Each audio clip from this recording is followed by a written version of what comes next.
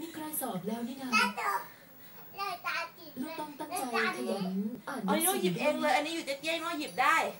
นี่ นี่ฮะโอ้โอ้เอาไปรู้แล้วเหรอ นี่เราหายไปไหนของเธอทำไมถึงไม่อยู่ร้านฮะมายัง กำลังจะกลับแล้ว นกยักษ์มายังครับนีโน่โอ้ยนั่น จริ ยิ้ ง ม ๆ ทำไม ก อ่ะ ลับบ้านไปก่อน มา นะ ยัง แล้วค่อยคุยกัน มายังนกยักษ์มา แม่ ยัง ต้องไปแล้ว น นะ กยักษ์มายัง ฮะ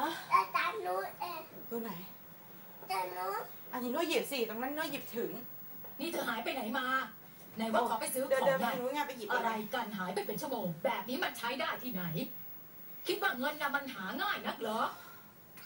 นี่เธอจะไปไหนมาไหน แล้วมือนี้ทำไมต้องตามพ่อผมไว้ตื่นเต้นมากเลยเหรอ ไม่เอาอ่ะ เดี๋ยวนกยักษ์มาจะก็กลัว ล้างผักเลยนะ เดี๋ยวดิโน่เรียกให้เหรอ นกยักษ์มาโน่ต้องบอกนะ ห้ามนกยักษ์ติดก้นไซโกนะ โอ้ยนกยักษ์ติดก้นไซโกแมวไซโกก็เจ็บก้นแย่ละสิ เอาอะไรล่ะไม่เอาไม่เอาไม่เอาไม่เอาไม่เอาไม่เอา น้องต้องบอกสโกนะน้องต้องบอกสโกนะ ต้องบอกไซโกนะเดี๋ยวนกยักษ์ติดก้นไซโกอ่ะ โอเคบอกสโกโอเคค่ะ ไม่เอานะ ไม่ ไม่เอานะ ทำงานที่นี่ออกจากบ้าน โอเคโน่เรียกนะ เหรอ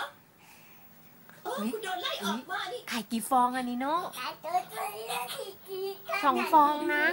สโกไปหยิบแล้วนีโน่สโกไปหยิบแล้วนกยักษ์มาหรือ ทำ ยั ไม ง คุณยังอยู่ล่ะ นกยักษ์มาหรือยัง ถ้าคุณจะหนีไปหา มา ผู้ ยัง ชาย อันนี้ไม่ได้บอกเหรอ ความสุขสิ มายังบอกสโกสินกยักษ์มายัง แบบนี้เราแค่ไม่ทำแล้ว ว้าย คุณจะบอกนะว่าสวมเขาให้เขาอีกอะเพราะเหตุผ เอา ล สา นี้ ม ใช่ สี ไหม เลย ไม่ไหวแล้วนีโน่